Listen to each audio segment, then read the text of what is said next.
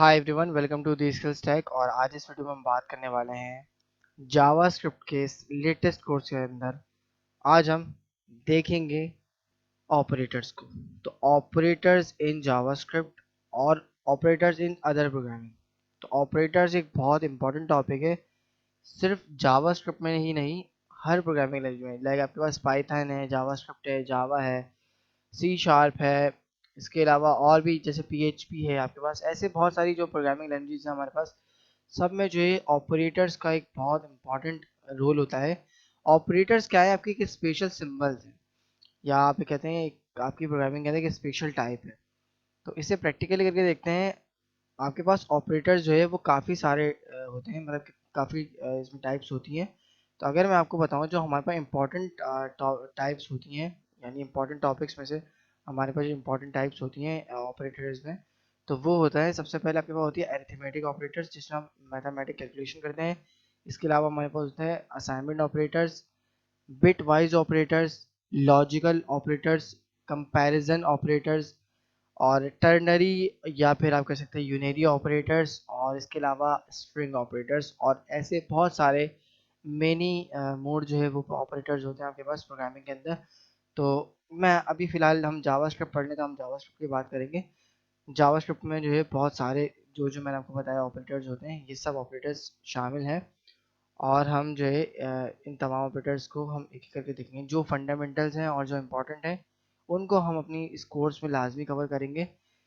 तो आइए स्टार्ट करते हैं और देखते हैं इसका प्रैक्टिकली यूज़ कैसे करना है। तो स्पेशल सिंबल है आपके पास क्या? ऑपरेटर्स। इसकी यही डेफिनेशन है जो कि हम यूज़ करते हैं अपने वेरिएबल्स के लिए और अपनी वैल्यूज़ के लिए, ऑपरेटर्स को। तो यहाँ पर मैं फाइल बना लेता हूँ, let's say arithmetic arithmetic operators dot HTML। और यहाँ मैं अपनी इमेज ओपन कर लूँगा और यहाँ मैं लिखूँगा अरिथमेटिक ऑपरेटर, एरिथमेटिक। अगर आपके ऑपरेटर्स के कॉन्सेप्ट यानी ऑपरेटर्स आपके स्ट्रॉन्ग हैं, तो मैं यकीन दहानी कराता हूँ इस बात की कि आप 50% एक सफल प्रोग्रामर बन चुके हैं। अगर आपके कॉन्सेप्ट क्लियर हैं ऑपरेटर्स के, तो आप सफल प्रोग्रामर बन चुके हैं, और आगे जाके आपकी जो प्रोग्रामिंग वाली जर्नी है वो बहुत ईजी हो जाएगी। ये चीज़ एक मेरी एक्सपीरियंस से मेरा एक ट्रिक है, और ये टिप है आपको देने के लिए, नॉलेज के लिए। तो आपने ध्यान में रखनी है। तो मैं स्क्रिप्ट का टैग ओपन करता हूँ और यहाँ मैं कमेंट में लिखता हूँ एरिथमेटिक ऑपरेटर, मेटिक एरिथमे एरिथमेटिक ऑपरेटर्स ऑपरेटर्स। आज थोड़ा मैं कीबोर्ड पर स्लो काम करूँगा। इसकी वजह है कि मैं चाहता हूँ आपको डिटेल में समझाऊँ प्रॉपर तरीके से ऑपरेटर्स को। तो सबसे पहले मैं क्या करूँगा, यहाँ पर मैं एक वेरिएबल बनाऊंगा, let suppose a equal to 10। ये मैंने एक वेरिएबल बनाया, कंसोल डॉट लॉग करता हूँ, कंसोल डॉट लॉग, और मैं इसे प्रिंट कराता हूँ इस a को। तो मैंने क्या किया, a को प्रिंट कराया, तो मेरे पास वैल्यू आएगी 10। यहाँ मैं कॉपी बात करता हूँ, मेरे पास आउटपुट में वैल्यू क्या आएगी, 10 आएगी। मैं कंसोल में आता हूँ, राइट क्लिक इंस्पेक्ट। अगर आपने मेरी इससे पिछली वीडियोज़ नहीं देखी हैं तो आप वीडियो देख सकते हैं, प्लेलिस्ट का आपको एक्सेस मिल जाएगा, डिस्क्रिप्शन में लिंक मौजूद है। तो ये देखें 10th आ गया। मुझे क्या करना है, एरिथमेटिक ऑपरेटर्स में सबसे पहले मैथमेटिक कैलकुलेशन करनी है, यानी प्लस माइनस मल्टीप्लाई और डिवीजन और मॉड्यूलस, ठीक है, और एक्सपोनेंटिएशन। तो मुझे ये सब चीज़ें करनी है। तो मैं कैसे कर सकता हूँ, सबसे पहले मैंने 10 लिया। अब एक और वेरिएबल बनाता हूँ मैं, let suppose let b equal to 20। अब मुझे इन दोनों का सम करना है। मैं चाहता हूँ ये 10 और 20 जो है प्लस होके क्या हो जाए, 30 बन जाए। तो मैं यहाँ पर a प्लस बी लिखूंगा, तो ये क्या बन जाएगा, 30 हो जाएगा। सेव करके मैं रिफ्रेश करता हूँ, देखिए 30 आपके पास आंसर आ गया। अब मैं क्या करता हूँ, ये मैं कौन से ऑपरेटर्स यूज़ कर रहा हूँ, एरिथमेटिक ऑपरेटर्स यूज़ कर रहा हूँ, जिसमें आपके पास प्लस माइनस एडिशन सब्सट्रैक्शन और डिवीजन मॉड्यूलस, और आपके पास जो है वो एक्सपोनेंटिएशन ऑपरेटर, ये सब आते हैं, शामिल हैं। ओके, तो मैं एक और काम आपको करके दिखाता हूँ। यहाँ पे मैं ये काम जो है वो बता देता हूँ कैसे करना है आपने। सबसे पहले यहाँ मैं कमेंट में लिखूंगा प्लस जिसे हम माइनस कहते हैं सब्ट्रैक्शन, डिवीजन के लिए स्लैश यूज़ करते हैं, मल्टीप्लिकेशन के लिए एस्टेरिस्क यूज़ करते हैं, और मॉड्यूलस यूज़ करते हैं हम परसेंट के तौर पे, एंड देन हम यूज़ करते हैं एक्सपेंटेशन के पास डबल ये मल्टीप्लिकेशन के साइन, और इसके अलावा हमारे पास होता है इंक्रीमेंट ऑपरेटर और डिक्रीमेंट ऑपरेटर। ठीक है, इसके अलावा ये सब हमारे पास ऑपरेटर्स होते हैं। अर्थमेटिक में आपके पास ये कुछ फंडामेंटल्स हैं, बट इनको हम करके चेक कर लेंगे, ये हमारे पास रन करते तो ठीक है, नहीं तो हम असाइनमेंट ऑपरेटर्स में इसको डिटेल में देख लेंगे। तो फर्स्ट ऑफ ऑल मैंने 30 प्रिंट कराया, आप चाहें तो उसको एक लेट सम के वेरिएबल में रख लें और इसमें a प्लस बी करा दें, यानी ये वाली जो स्टेटमेंट है, ये जो स्टेटमेंट है इसको आप कट करें, यहाँ पे रखें और यहाँ पर आप क्या प्रिंट करा दें, सम। तो ये आपका वेरिएबल में आंसर आ जाएगा क्या, 30। मैं सेव करके इसे करता हूँ रिफ्रेश, तो ये देखें 30। इसी के साथ ये मेरा मल्टीप्लिकेशन का बन गया प्रोग्राम। मैं चाहता हूँ कि ऐसे सब्सट्रैक्शन बन जाए, तो मैं कॉपी पेस्ट करूँगा और मुझे चेंज क्या करना है, सिर्फ वेरिएबल चेंज करने हैं। लेट से मैं कर देता हूँ a और a b b, इसी के साथ सम की जगह मैं कर देता हूँ sub सब्ट्रैक्शन, और यहाँ मैं कर देता हूँ a और b को यहाँ पे इस तरीके से मैं सब्ट्रैक्शन का साइन लगा देता हूँ। तो अब मेरे पास आंसर क्या आएगा, मैं आपको दिखा देता हूँ, और यहाँ मैं प्रिंट कराऊंगा sub यानी सब्ट्रैक्शन। सेव करता हूँ, मैं ब्राउजर पे करता हूँ इसे रिफ्रेश, तो मेरे पास आ गया -10। क्योंकि -10 इसलिए आया क्योंकि मेरा a की वैल्यू क्या है, छोटी है b से, तो इसलिए माइनस में मेरे पास आंसर आया। मैं अगर इसको कर दूंगा 40, अब मैं देखूँ तो मेरे पास आंसर आ गया इसका 20।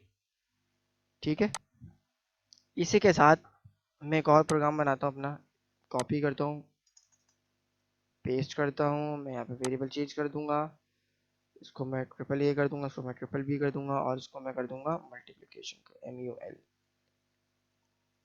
और यहाँ मैं मल्टीप्लिकेशन का साइन दे दूंगा, और यहाँ मैं प्रिंट करा दूंगा MUL मल्टीप्लिकेशन का साइन, और यहाँ मैं BB, क्योंकि मैंने इसको चेंज नहीं किया, आपकी कर दिया मैंने इसको चेंज, और मैं इसको अब प्रिंट करा के देखता हूँ, सेव करके मैं रिफ्रेश करता हूँ कि देखिए मेरे अनकॉर्ड टाइप, अच्छा ए ओके ओके ओके ओके, तो मेरे पास ये इसको मुझे करना है ट्रिपल ए करना था।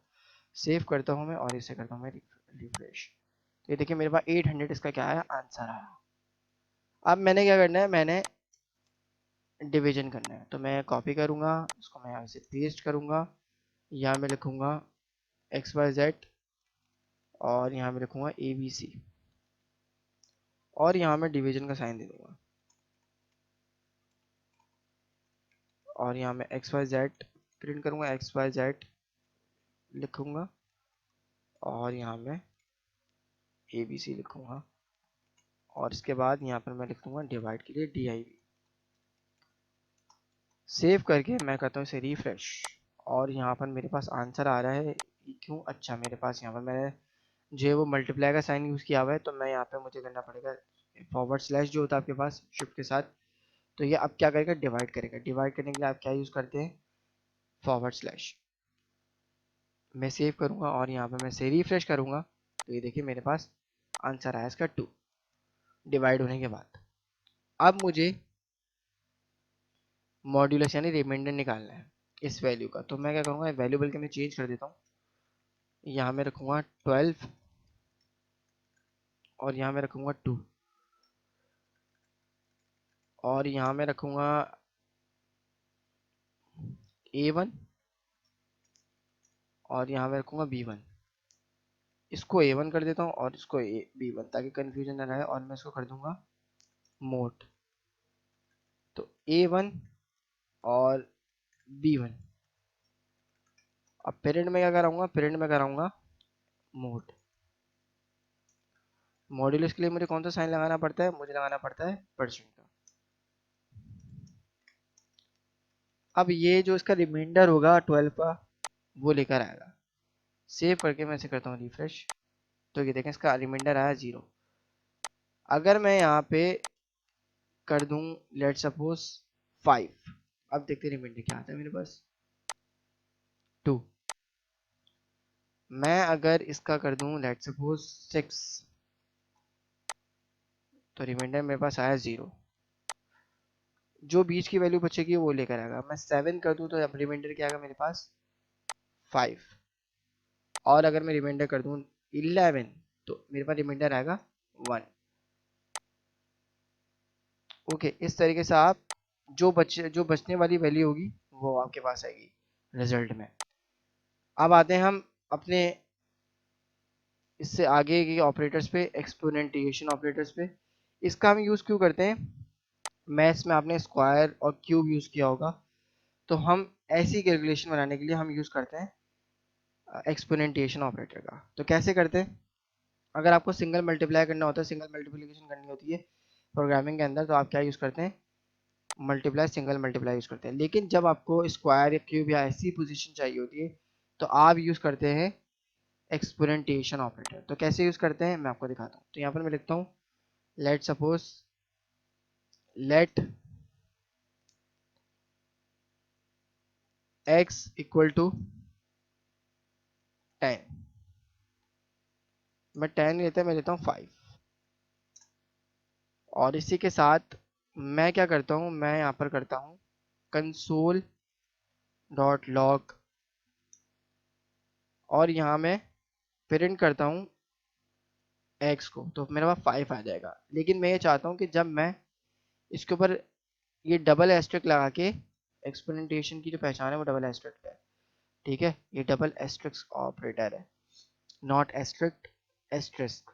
ओके, सो यहाँ मैं क्या करूँगा, यहाँ मैं इसको दूंगा 3, तो जब मैं 3 दूंगा तो ये क्या बन जाएगा, इसका क्यूब बन जाएगा 5 का।